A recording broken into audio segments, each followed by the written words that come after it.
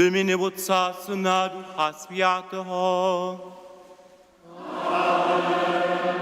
Miłość naszego Knieza, zbożnika Jezusa Chrystusa, a lubość Boha Otca, a zgromadność Ducha Świętego budź z wami wszystkimi.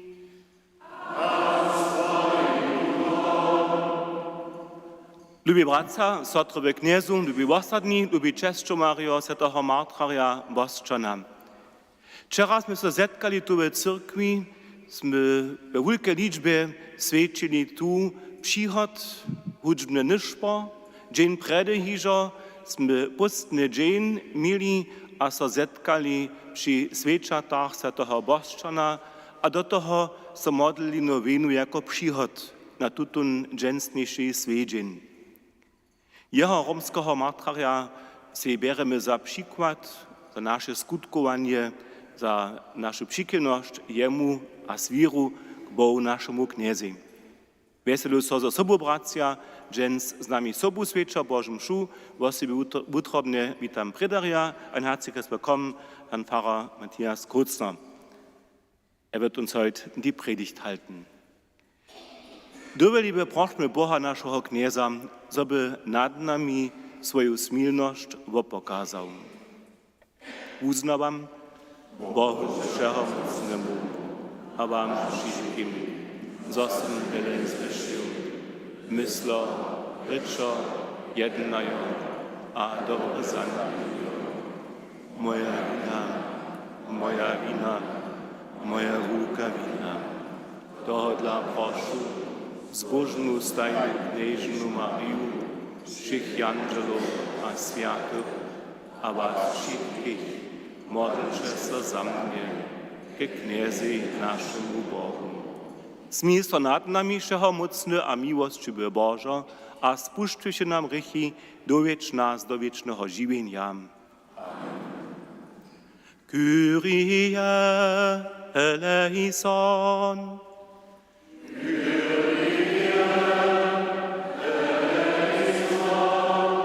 Christe eleison. Christe eleison. Kyrie eleison. Kyrie eleison. Chwała Bohu we wyżynach.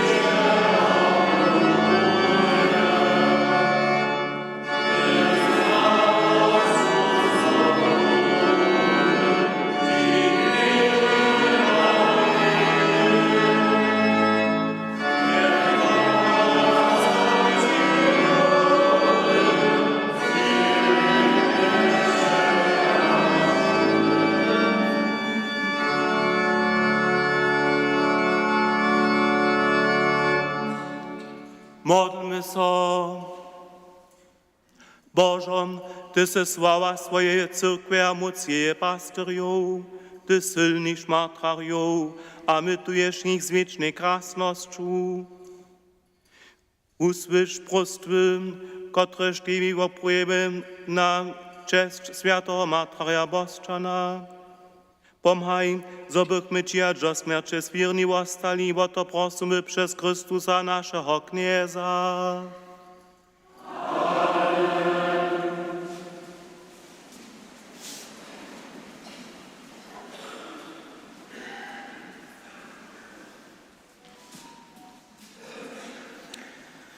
Czytanie z prvního lista svätého Apoštola Petra. Bracia a sotry, ste tyž zbožní, když máte čerpieč správnosťidla.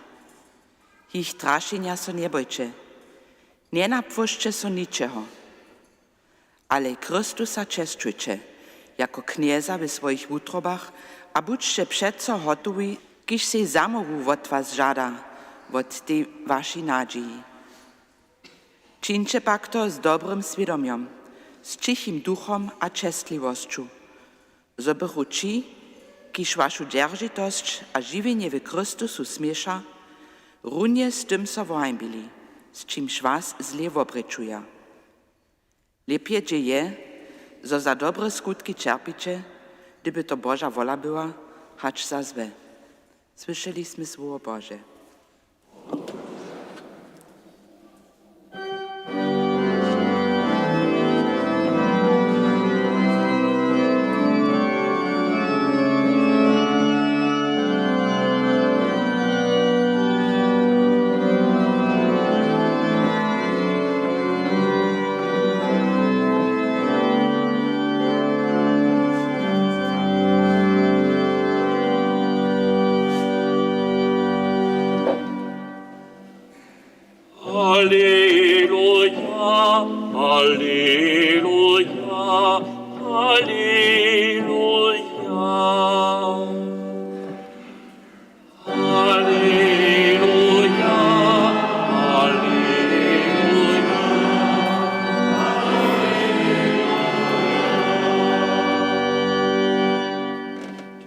Kriči kniez, kujždeho, ki so před ľudźmi kemni uznaje, toho tyž uznajú před svojím Otcom, kiž je niebesa.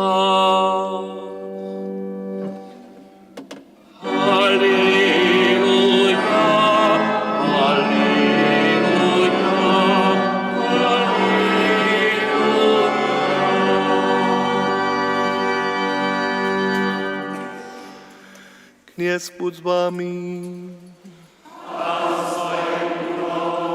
Slova sviatosčenia po Mateju.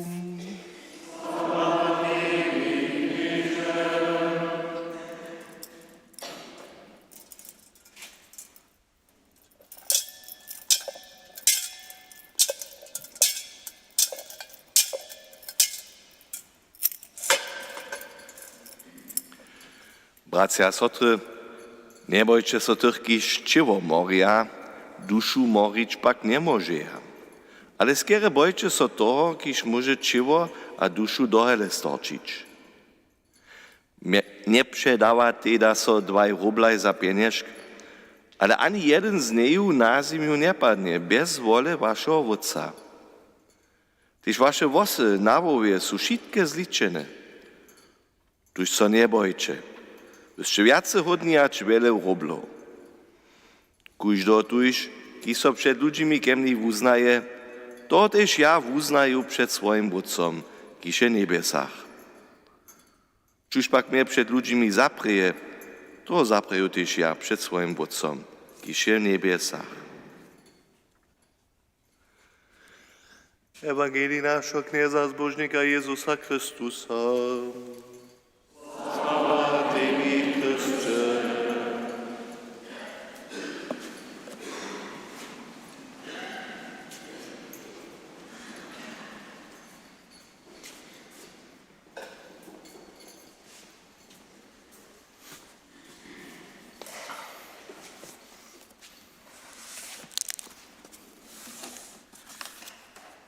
Meine liebe Gemeinde hier in Crostwitz, einiges verbindet mich mit Ihnen, ohne dass Sie das wissen. Mein Name Matthias Kolzner, als Pfarrer 27 Jahre in Freiberg, und wenn hier in besonderer Weise Pfarrer Clemens Rehor aus meinem Weihekurs, wir sind zusammen auch mit Michael Anders 1978 geweiht worden, wenn Clemens Rehor hier zu Hause gewesen ist über so viele Jahre dann ist etwas aus Freiberg, wo ich so lange zu Hause war, nach Crostwitz gekommen. Damals, als in Freiberg Anfang der 90er Jahre unsere Stadtkirche dort außer Dienst genommen wurde, waren Kirchenbänke übrig. Ich habe mir sagen lassen, dass die ein gutes Domizil, ein Teil davon, hier in der Friedhofskapelle gefunden haben.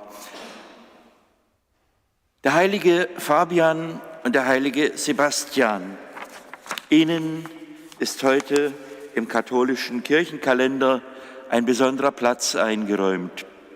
Meine persönliche Beziehung zu diesen beiden Märtyrern, die gehen zurück bis in die Kindheit, damals nur ganz locker. Eltern und Großeltern, Flüchtlinge, nein, Deportierte, Zwangsausgesiedelte aus Ungarn. Sie hatten dann in Löbau ihren Kleingarten und Eltern und Großeltern stammen aus der Landwirtschaft, kannten die Bauernregeln. Und da hörten wir als Kinder schon, dass zu Fabian und Sebastian die Bäume zu treiben fangen an. Viel mehr hatte ich keine Ahnung davon. Beim Theologiestudium in Erfurt waren wir gelegentlich zu Gast dort im Erfurter Jugendhaus St. Sebastian. Und dann an meiner ersten Pfarrstelle in Geising-Zinnwald, da wurde nach der Wende der alte Schützenverein, der zu DDR-Zeiten verboten war, neu gegründet. Eine ökumenische Fahnenweihe, und da wollte ich zumindest dort von katholischer Seite dem Schützenverein auch eine Statue des Patrons der Schützenvereine zukommen lassen, einen heiligen Sebastian. Beim gemeinsamen Urlaub mit meiner Mutter in Bayern hatte ich die große Hoffnung, dort eine Sebastiansfigur kaufen zu können. Wir wohnten ein paar Tage in Oberammergau mit etlichen Läden im Ort, wo wir ganze Regale voller Schnitzfiguren dort bewundern konnten. Ich hatte auch schon einen kleinen Sebastian entdeckt und fragte dann natürlich höflich bei der Verkäuferin, ob ich einen Sebastian kaufen könne. Und sie fragte ahnungslos zurück, an was erkennt man denn den?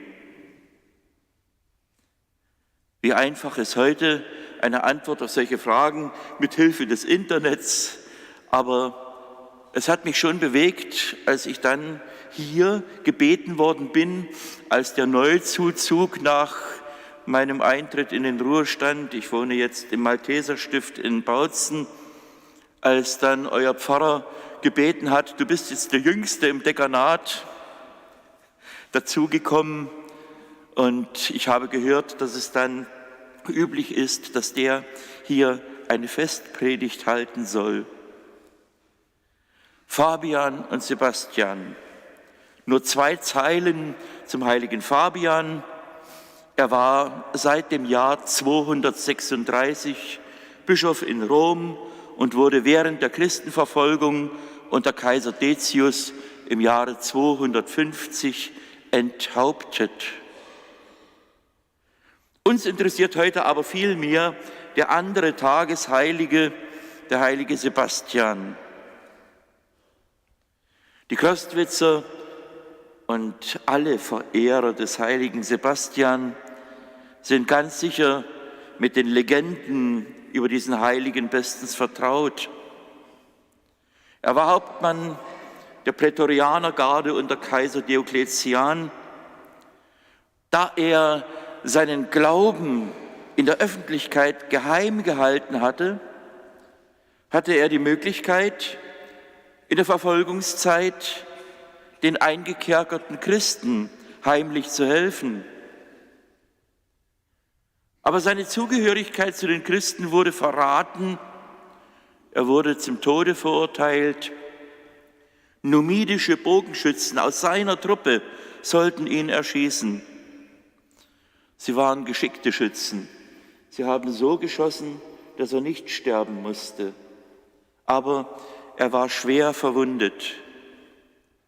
Und eine Witwe, sie hieß Irene, hat ihn wieder gesund gepflegt. Sie war eine Witwe, ihr eigener Mann war bereits als Märtyrer gestorben. Sebastian, gesund gepflegt, er trat nun mutig vor den Kaiser Diokletian hin und gab Zeugnis für seinen Glauben. Diokletian, zuerst erschrocken, hat sich dann gefasst und gesagt, es geht nicht mit rechten Dingen zu, aber hier muss ich konsequent bleiben. Und er fällte aufs Neue das Todesurteil. Und so wurde Sebastian im Jahre 288 ausgepeitscht und dann totgeschlagen und sein Leichnam in den Abwasserkanal, in die Cloaca Maxima geworfen. Eine Christin, Lucina, holte seinen Leichnam heraus und bestattete ihn bei den Katakomben an der Via Appia außerhalb der Mauern Roms. Das war noch vor dem Jahr 300, ungefähr um das Jahr 350. Kaiser Konstantin hatte inzwischen die christliche Religion zu einer erlaubten Religion gemacht. Da wurde dort an dieser Stelle zu Ehren der Apostel Petrus und Paulus eine Apostelkirche errichtet. Unser Sebastian, der Eingang zu seiner Grabstelle ging ganz in der Nähe dieser Kirche vorbei. Unser Sebastian wurde im 9. Jahrhundert wegen der großen Verehrung für ihn der Patron dieser früheren Apostelkirche. Eine Basilika, St. Sebastian vor den Mauern. Wie kam es nun zu der großen Verehrung Sebastians? Südlich von Mailand, Sebastian ist Schutzpatron dieser großen Stadt. Südlich von Mailand liegt eine Stadt Pavia. Und da wird berichtet in der Stadtgeschichte, dass im Jahre 680 dort auch eine grassierende Pest erloschen war, nachdem man betend die Reliquien des heiligen Sebastian durch die Straßen der Stadt getragen hatte. Unendlich groß war in den vergangenen Jahrhunderten das Leid, das durch die Pestepidemien verursacht wurde. Jahrhunderte später. Handelsschiffe brachten 1346 die Pest nach Venedig, von wo aus sie sich aufs Neue innerhalb von 3 Jahren ausbreitete bis nach Deutschland. 1346 in Venedig, in der Stadtchronik von Radeberg in der Nähe, 1349, 3 Jahre später, ging dort der Schwarze Tod bereits um. Circa 350 Jahre lang grassierte die Pest auch hier in unserer Gegend immer wieder. Aus dem Jahre 1463 gibt es ein Zeugnis, dass so viele Menschen in der Oberlausitz gestorben waren, dass vielerorts die Ernte nicht mehr eingebracht werden konnte. Schließlich, Jahrzehnte nach dem Dreißigjährigen Krieg, 1682, galt die Pest als offiziell besiegt. 2 wichtige Sebastiansstatuen sind mir beim Stöbern im Internet aufgefallen. Zum einen der am Crostwitzer Friedhof 1681 aufgestellte heilige Sebastian. Wir erinnern uns, ein Jahr später, 1682, galt die Pest als offiziell beendet. Ist diese Sebastians-Statue hier in Crostwitz ein Dankgeschenk oder hier war die Pest schon zu Ende? Zuvor schon, noch mitten im Dreißigjährigen Krieg, war 1635 im nahen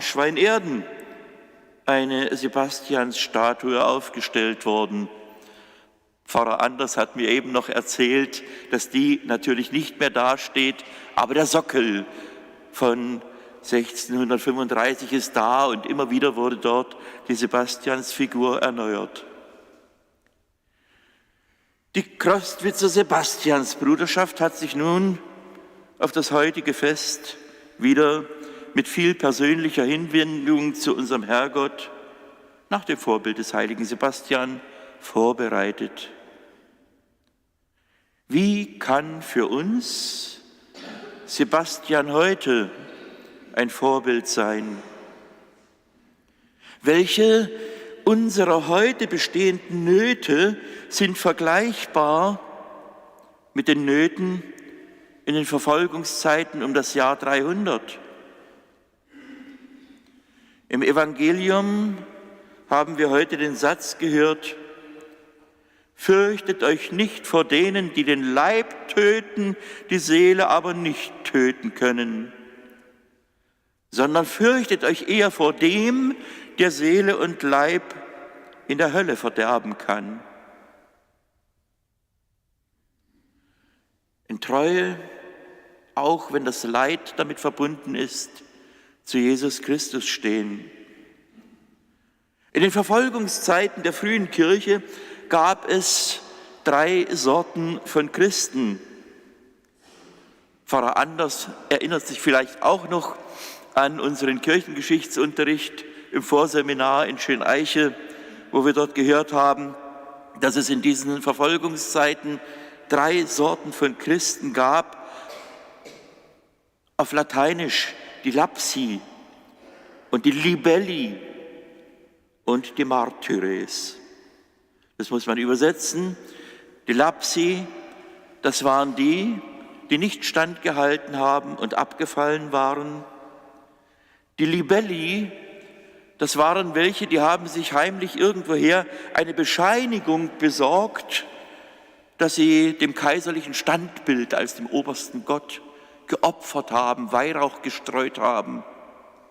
Und mit dieser Bescheinigung waren sie dann erstmal in Sicherheit.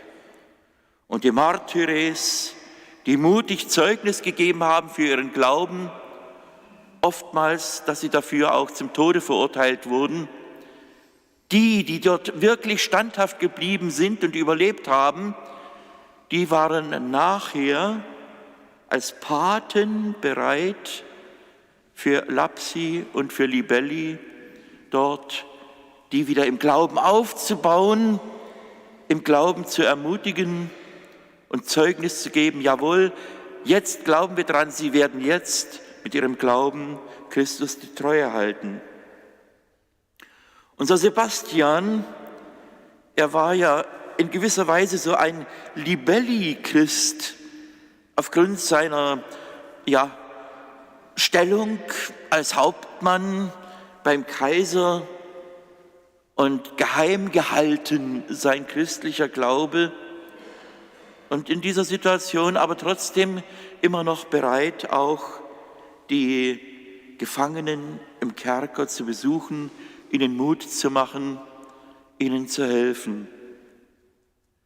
Das ist eigentlich so eine Geschichte, wenn wir zurückdenken an die vergangenen DDR-Zeiten. Wie viel haben wir da auch beim Staat mitgemacht? Man musste ja. Und haben dann aber in aller Treue zur Kirche auch unseren christlichen Glauben gelebt. Das Ganze durch 2 Diktaturen hindurch, die Nazizeit und dann die sozialistische Diktatur der Arbeiterklasse. Die Treue halten, auch wenn es schwer ist, auch wenn manchmal Kompromisse dabei geschlossen werden, aber im Herzen nicht nur verbunden bleiben mit Christus, sondern dort auch weiter in Wort und Tat sich zu ihm bekennen. Mein in Radibor begrabener Weihekursskollege, euer früherer Pfarrer Clemens Reher, hat mir während unseres Studiums in Erfurt einmal gesagt: Unser katholischer Glaube und unser Sorgentum, die sind so eng miteinander verbunden, dass eins aus dem anderen heraus lebt. Was war das für eine ungeheure Zuversicht damals vor 50 Jahren, als er das sagte? Und da sind wir uns heute bewusst, dass der Glaube überall schwächer wird, wo die Verbundenheit mit der sorbischen Heimat, mit der sorbischen Geschichte nicht mehr so toll gegeben ist, wie viele, die von hier weggezogen sind, um der Arbeit willen, und wo dort der Glaube im Herzen verankert ist und wo sie mit Freude hierher kommen und hier zu Hause sind wieder in diesem tief verankerten sorbischen, kirchlichen, christlichen Glauben, aber dort, wo sie dann in anderen Bereichen zu Hause sind, fern der Heimat, wie dort der Glaube dann auch so manches Mal ein Stückchen schwächer geworden ist. Und wir leben in einer Wohlstandsgesellschaft, wo materielle Werte wichtiger geworden sind als die Verbundenheit im Glauben und das Vertrauen auf Gottes liebende Sorge. Heute heißt es oftmals, hast du was, dann bist du was. Von Jesus aber her kennen wir dieses Wort, ihr könnt nicht zwei Herren zugleich dienen, Gott und dem Mammon. Unser Sebastian, er wusste um die Wichtigkeit dieses Zusammenhaltens. Er besuchte in den Gefängnissen die todgeweihten Glaubensgenossen. Es ist so wichtig, dieser Zusammenhalt, dem anderen zur Seite zu stehen und das nicht nur beim Feiern, sondern auch in den Krankheiten und Leiden bis in den Tod hinein. Sebastian, ein Vorbild, tätiger Glaube, Bekenntnis zum Glauben und auch Annehmen der Konsequenzen. In Radibor, unser seliger Alois Andritzky, der in ähnlicher Weise beispielhaft, aber eben auch einer von vielen, dieses Zeugnis bis in den Tod hineingegeben hat. Eine Sebastiansbruderschaft, eine Begräbnisbruderschaft, so habe ich mir sagen lassen. Wie können wir heute nach dem Vorbild Sebastians leben? Und weil ich im Internet fleißig nachgelesen habe, habe ich dort auch gefunden die Empfehlungen der Bruderschaft, die zum Ausdruck bringen, wie wir in dem Bewusstsein unserer eigenen Geborgenheit in der Liebe Gottes, diese Liebe Gottes in unser Lebensumfeld hinein ausstrahlen lassen wollen. Verbundenheit mit Gott, da heißt es in diesen Empfehlungen, täglich das Vaterunser und gegrüßet seist du Maria, beten sonntags zusätzlich das Glaubensbekenntnis mit dem Vorsatz, Gott möge alle Mitglieder der Bruderschaft und das ganze Land vor Not, insbesondere vor der Pest und anderen Krankheiten schützen. Ich habe gelesen, dass Sebastian auch für diese neu entstandene Seuche AIDS als Schutzpatron dort eben angerufen wird. Christlich leben und mit eigenem Vorbild die Ängste dieser Zeit, die Lauheit im Glauben, den Materialismus und die Selbstsucht überwinden helfen. Nach dem Vorbild unserer Vorfahren einen Tag vor dem Fest des heiligen Sebastian fasten und zum Fest die Sakramente der Buße und Eucharistie empfangen. Empfehlungen. Beten und für die Angelegenheiten der Kirche und notleidenden opfern. Zu den Quartempertagen im Advent, in der Fastenzeit, in der Woche vor Pfingsten, in der ersten Oktoberwoche und an ersten Freitagen im Monat um gute Priester und Ordensnachwuchs beten. Priesternachwuchs, Ordensnachwuchs, ein großes Manko in unserer Zeit. In meiner Heimatgemeinde in Löbau wurde in meiner Kindheit und Jugend jeden Dienstag in der Frauen- und Müttermesse um Nachwuchs in den geistlichen Berufen gebetet. Und zu dieser Zeit sind aus der Löbauer Gemeinde damals 3 Priester hervorgegangen. Und dann heißt es, die Kranken besuchen, sie trösten, ihnen raten und helfen. Und für die Verstorbenen, besonders der Bruderschaft, zu den Gebetszeiten beten und sie nach Möglichkeit zum Grabe geleiten. Für die Angelegenheiten der Bruderschaft bereit sein zu opfern. Sie kennen das sicherlich, diese Empfehlungen auf Sorbisch. Ich habe sie in der deutschen Übersetzung lesen können. Vielleicht war es gut, das auch einmal auf Deutsch zu hören. Meine liebe Gemeinde, heute hier in diesem Festgottesdienst, wir dürfen sehr dankbar sein, dass wir in unserem katholischen Glauben wissen, dass es eine Verbundenheit gibt von unserer Kirche hier auf der Erde mit der Kirche in der Vollendung des Himmels. Und ich bin mir ganz sicher, dass es eine große Freude für unseren Herrgott ist, dass er sehen kann, dass unsere Liebe nicht nur zu den Menschen an unserer Seite geht, sondern dass unsere Liebe sogar über den Tod hinaus reicht. Wir dürfen darauf vertrauen, dass unser irdisches Beten vereint ist mit dem fürbittenden Gebet unserer himmlischen Heiligen. Ein Gebet in Freude und Leid, in Gesundheit und Krankheit. Im Leben und Sterben sind wir geborgen in Gottes Liebe, jetzt und in Ewigkeit. Amen.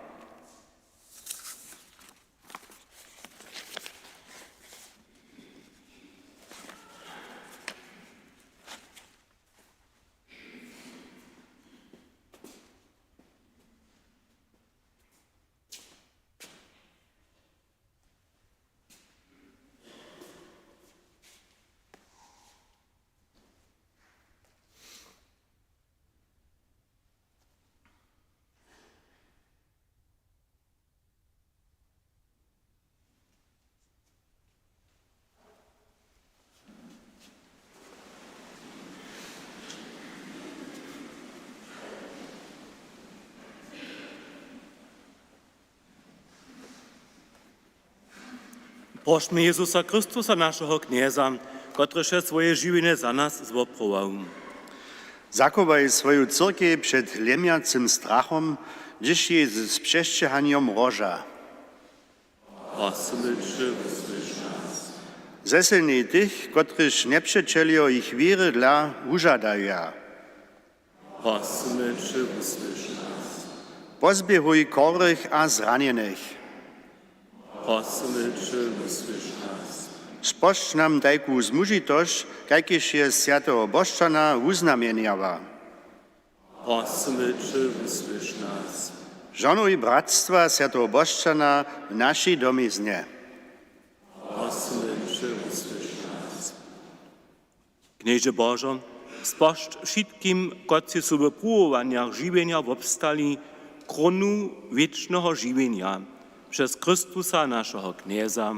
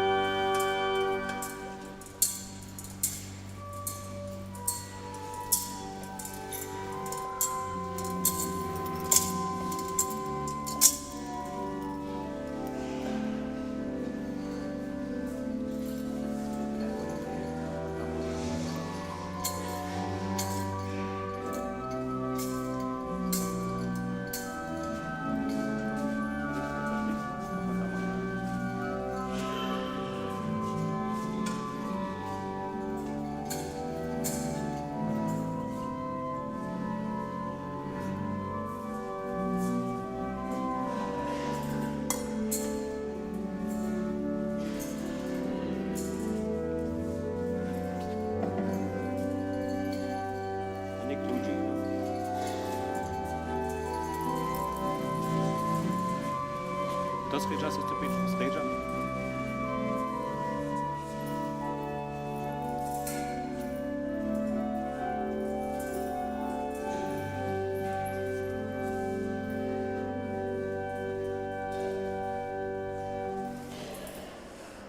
Modlmy se.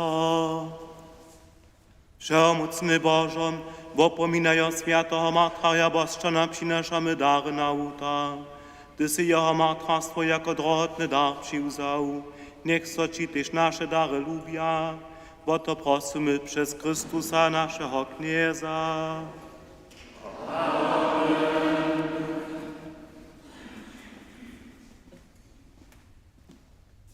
Kniez budź z wami. Pozbinde utroby. Dziękujmy za Kniezie naszemu Bogu.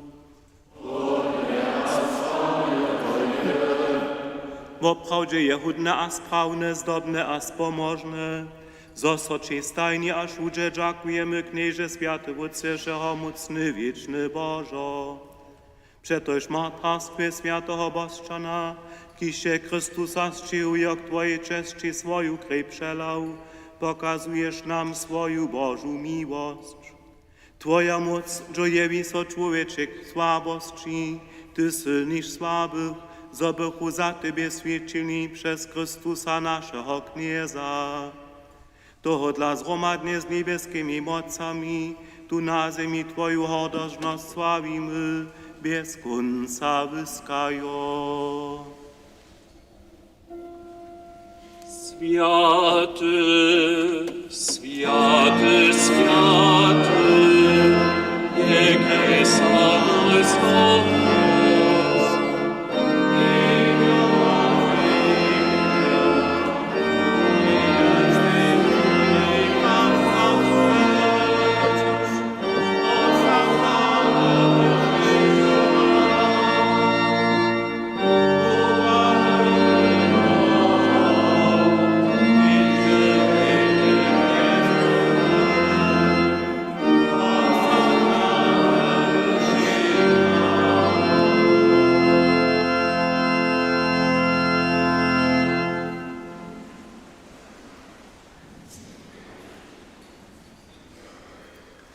Woprawdzie świętość Knieże, żołosze je świętościem. To dla prosimy Cię, poswyty Ty daraj z rostu swojego ducha, zobyś Ty nam było ciło a krew naszego Knieza Jezusa Chrystusa. Predać sobą dobrowolnie czerpeniu udam, za wun chleb, dziękowasze son, łamasze, a podają swoim uczownikom prajo, zmicze a jeszcze šice od toho, to je moje ciało, kotreż będzie za was podate.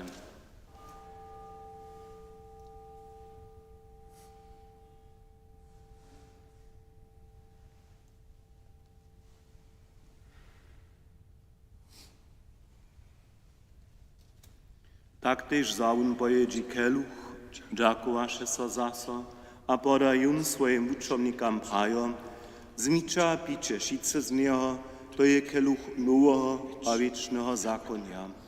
Moja krew, kotraż będzie za was, a za mnoich przelata k wodawaniu rychu. Czyńcie to na mnie wspominają.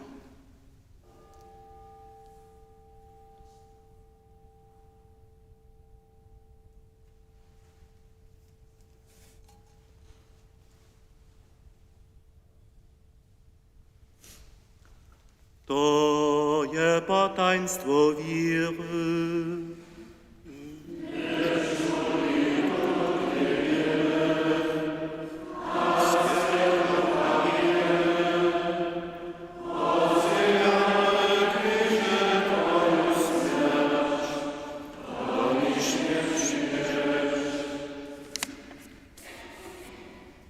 Wspominają tuż niebieski Wódce na Jezusową śmierć a zrówastanienie, przynoszamy Ci chleb żywienia a keluch wozbożnienia. Dziękujemy so Ci zo sy nas powołał przed Tobu stać, a Ci służyć, a prosimy Cię pokornie, zgromadzuj nas, kociż używamy Chrystusowe ciała a krwi, Duchu Świętym do jednoty. Spominaj kniežna svoju církvi Boží zemi rozbrojenu a buda spolni uveľubasči. Romadže s našim bamžom Franciskusom, našim biskupom Heinrichom a zovším duchovstvom. Spomnite, že naši bratov, naše sotry, koci sú umreli, nádži zo zrova stanu. A přijmi ich a všetkých zemretých do svetla svojho obliča. Smiel so nad nami všetkými prosimy Cię, spošť nám wieczne žiwienie ze zbožnej Boharočiteľku kniežnu Mariu, z jej nałoženym świętym Józefom, ze świętym apostołami a všemi świętymi, ze świętym Boščanom, wszyscy kociż soci ze všech wieków podobajú, zobychmy Cię chwalili a sławili. Przez Twojego Syna, Jezusa Chrystusa. Przez mnie z nim a we nim dała soci Bożą wszechomocny wódce w jedności Ducha Świętego, chwała, cześć a hordozność wieki na wieki.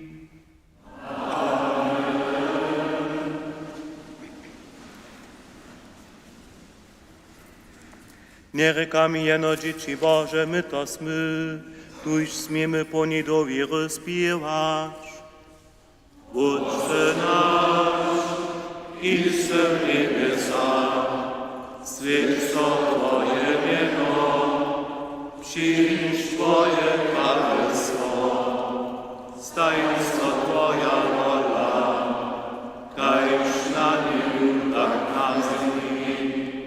Przyjmy nasz Ojciec, podaj nam nasze winy, jak mamy gdzieś podawamy swoim winnikam, a nie wiedz nas do skrutowania, ale umoż nas od złego.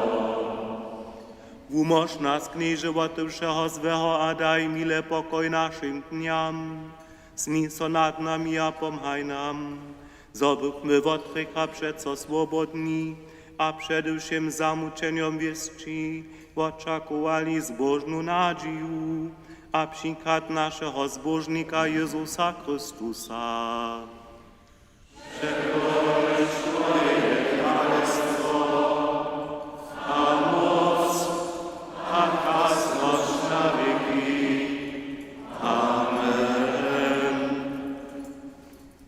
Knieže Jezusom, svojim apoštolom se praju, pokoj vam zavostajam, svoj pokoj vam davam. Prosimy Cię, nie lada na naše hriechy, ale na víru swojej cyrkve, da je po swojej woli pokoj a jednotu, kiž se živa a králuješ věky na věky. Pokoj knieza, stajnie z wami.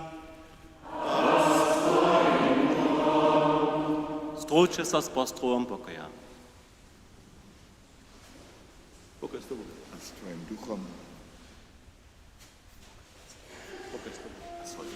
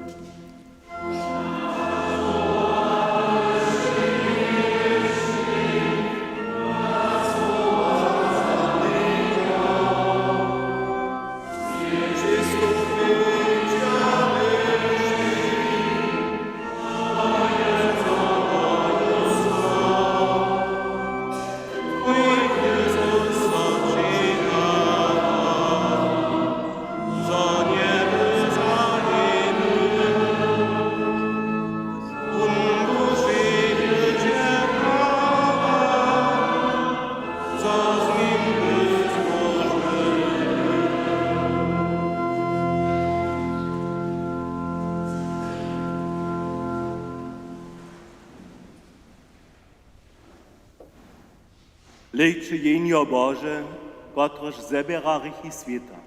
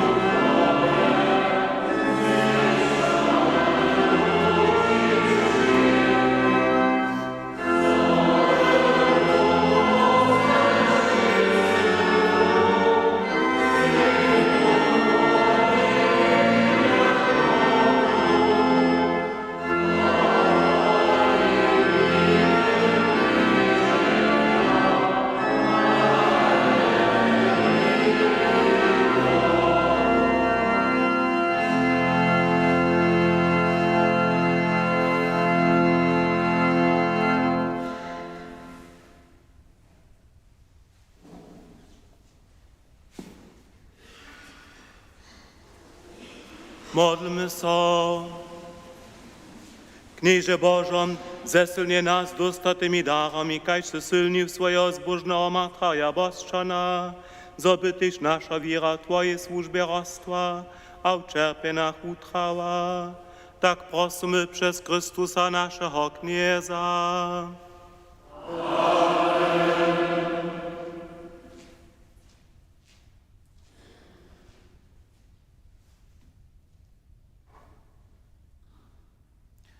Na tutaj miejsce zapłać Bóg za zhromadną modlitwu, że się zhromadnie dobierali przez tego Bożczana Martraja, patrona naszego bractwa, jemu, naszemu zbożniki, zapłać Bóg za wszystkie służby, które są wykonali tutaj Bożym mši. Jutro my auch wieder zapłać Bóg predari. Ein ganz herzliches Vergelt's Gott für die Worte der Predigt. Freuen uns auch jetzt noch auf die anschließende Gemeinschaft, die wir pflegen dürfen im Pfarrhaus. Beim všetkým žanovania a rane džen, zetkamy sa potom dvěmaj na nižpo. Kněz, buď s vámi. Nech vás požehnuje všemohoucí Bůh, Otec a Syn a Duch Svatý. Amen. Díče u pokoju.